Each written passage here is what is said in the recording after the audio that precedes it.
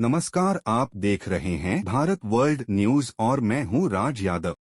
अक्टूबर 2025 में दिल्ली के तिमारपुर क्षेत्र से आई एक खबर ने पूरे देश को झकझोर दिया। शुरुआत में यह मामला एक साधारण आग लगने की घटना जैसा प्रतीत हुआ था, लेकिन जैसे जैसे जांच आगे बढ़ी उसने आधुनिक शहरी समाज के भीतर छिपे नैतिक पतन, संबंधों की जटिलता और डिजिटल युग की भयावह वास्तविकताओं को उजागर कर दिया। इस मामले का केंद्र था रामकेश मीणा, एक 32 वर्षीय युवक जो सिविल सेवा परीक्षा यूपीएससी की तैयारी कर रहा था और अपने सपनों के साथ दिल्ली में किराए के एक फ्लैट में रहता था। मगर कुछ ही दिनों में यह नाम सोशल मीडिया और न्यूज चैनलों पर उस कारण से छा गया जिसकी कल्पना भी किसी ने नहीं की थी, उसकी हत्या, और वह भी उसकी अपनी प्रेमिका और 2 सहयोगियों द्वारा की गई योजनाबद्ध साजिश के तहत। रामकेश मीणा का जीवन, जैसा पुलिस की जांच में सामने आया, महत्वाकांक्षा और रहस्यों से भरा था। राजस्थान से ताल्लुक रखने वाला यह युवक पढ़ाई में मेधावी बताया गया। वह दिल्ली के तिमारपुर क्षेत्र में रहकर सिविल सेवा परीक्षा की तैयारी कर रहा था। उसके पड़ोसियों और दोस्तों के अनुसार वह शांत लेकिन थोड़ा आत्म केंद्रित स्वभाव का व्यक्ति था। उसकी मित्रता अमृता चौहान नामक युवती से हुई, जो स्वयं एक फॉरेंसिक साइंस की छात्रा थी। दोनों के बीच संबंध काफी घनिष्ठ हो गए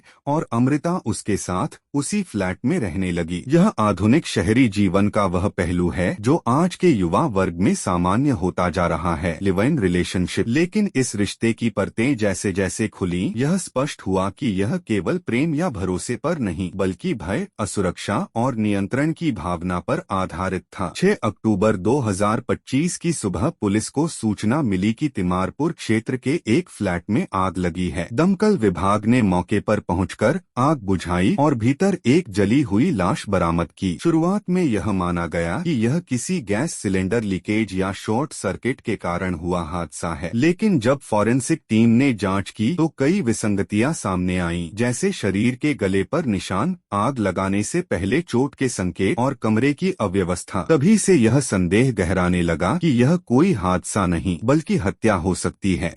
पोस्टमार्टम रिपोर्ट में स्पष्ट हुआ कि मौत दम घुटने या गला दबाने से हुई थी, आग लगाने से नहीं। इसके बाद दिल्ली पुलिस की क्राइम ब्रांच ने मामले को गंभीरता से लिया और CCTV footage, mobile call record और डिजिटल उपकरणों की जांच शुरू की। इसी दौरान पुलिस को फ्लैट से एक हार्ड डिस्क मिली जिसमें 15 से अधिक महिलाओं के आपत्तिजनक वीडियो और फोटो संग्रहित थे। यह खुलासा जैसे ही मीडिया में आया, मामला सनसनीखेज बन गया। धीरे धीरे यह स्पष्ट हुआ कि अमृता चौहान को इस हार्ड डिस्क के अस्तित्व के बारे में पता चल गया था और उसे यह डर सताने लगा था कि कहीं रामकेश उन निजी वीडियो को लीक न कर दे। इसी भय और अपमान की आशंका ने उसके भीतर क्रोध और प्रतिशोध की भावना को जन्म दिया। जांच में यह सामने आया कि अमृता ने अपने 2 दोस्तों सुमित कश्यप और संदीप कुमार के साथ मिलकर एक योजना बनाई। तीनों ने मिलकर पहले रामकेश को नशा दिया, फिर गला दबाकर उसकी हत्या की और उसके बाद कमरे में आग लगाकर सबूत मिटाने की कोशिश की। मगर तकनीकी जांच और फॉरेंसिक साक्ष्य उनके खिलाफ ठोस साबित हुए। पुलिस ने तीनों को गिरफ्तार कर लिया और अदालत में चार्जशीट दाखिल की। यह केस दिल्ली पुलिस के लिए भी एक बड़ी परीक्षा था, क्योंकि मामला संवेदनशील था। इसमें निजी डेटा, संबंध, नैतिकता और साइबर गोपनीयता जैसे कई आयाम जुड़े हुए थे। अगर हम इस घटना को केवल एक आपराधिक प्रकरण की तरह देखें तो यह एक योजनाबद्ध हत्या है, लेकिन जब हम इसे सामाजिक दृष्टिकोण से देखते हैं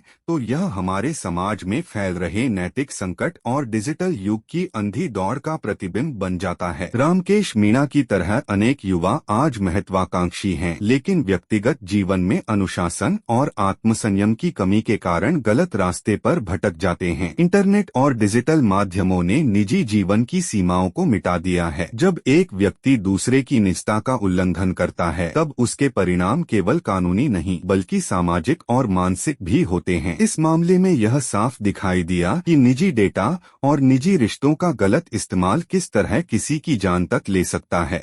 अमृता चौहान के चरित्र को लेकर भी समाज में मतभेद हैं। कुछ लोग उसे हत्या की दोषी मानते हैं, जबकि कुछ उसे पीड़िता के रूप में देखते हैं जो भय और अपमान के बीच टूट गई। लेकिन न्यायिक दृष्टि से देखा जाए तो अपराध का औचित्य केवल भावना से तय नहीं होता। किसी के गलत काम का प्रतिकार हत्या नहीं हो सकता। हाँ, यह जरूर सच है कि इस तरह के मामलों में महिलाएं भी साइबर ब्लैकमेलिंग और भावनात्मक शोषण की शिकार होती हैं। अगर समाज और कानून ऐसे मामलों को संवेदनशीलता से न ले तो अपराधी मानसिकता और भी पनप सकती है। मीडिया ने इस केस को यूपीएससी एस्पिरेंट मर्डर केस के नाम से खूब उछाला। हर चैनल ने इसे मॉडर्न रिलेशनशिप का अंधेरा चेहरा बताया, कुछ ने इसे moral decay of young India कहा। लेकिन इस सनसनी के बीच यह प्रश्न दब गया कि आखिर समाज में युवाओं के लिए ऐसी नैतिक सीमाएं कौन तय करेगा? क्या शिक्षा केवल रोजगार पाने का माध्यम रह गई है? क्या परिवार और समाज की भूमिका अब सिर्फ आर्थिक सहायता तक सिमट गई है? ये सवाल इस केस से कहीं गहरे हैं और हमारे सामूहिक सोच की परीक्षा लेते हैं। अगर हम मनोविज्ञान के दृष्टिकोण से देखें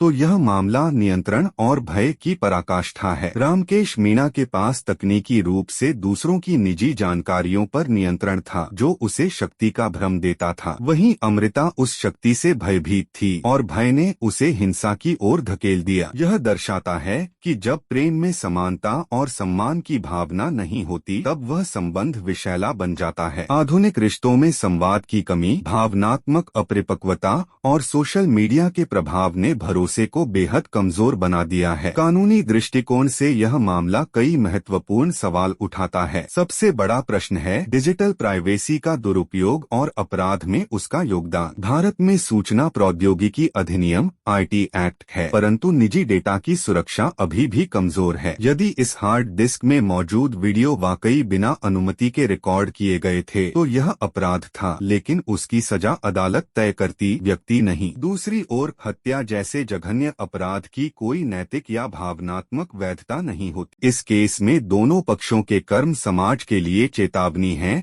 कि तकनीक का दुरुपयोग और भावनाओं का विस्फोट दोनों ही घातक हो सकते हैं।